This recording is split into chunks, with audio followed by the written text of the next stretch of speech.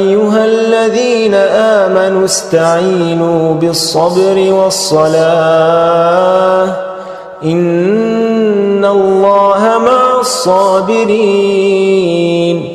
ولا تقولوا لمن يقتل في سبيل الله أموات بل أحياء ولكن لا تشعرون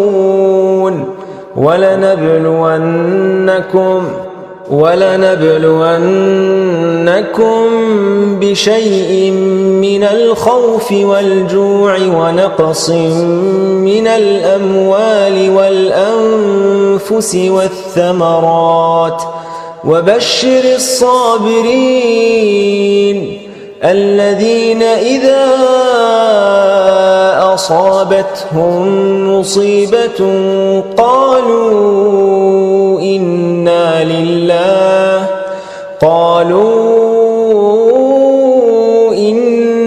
لله وإنا إليه راجعون أولئك عليهم صلوات من ربهم ورحمة وأولئك هم المهتدون إن الصفا والمروة من شعائر الله فمن حج البيت أو اعتمر فلا جناح عليه أن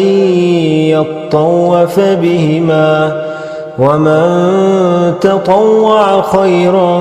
فإن الله شاكر عليم إن الذين يكتمون ما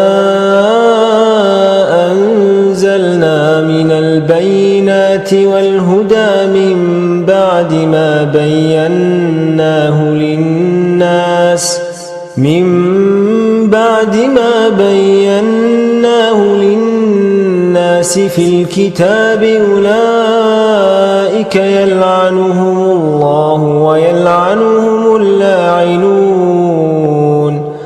إلا الذين تابوا وأصلحوا وبينوا فأولئك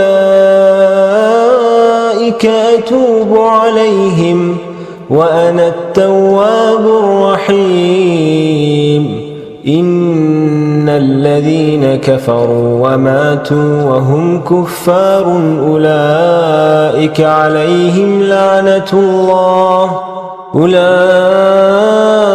عليهم لعنة الله والملائكة والناس أجمعين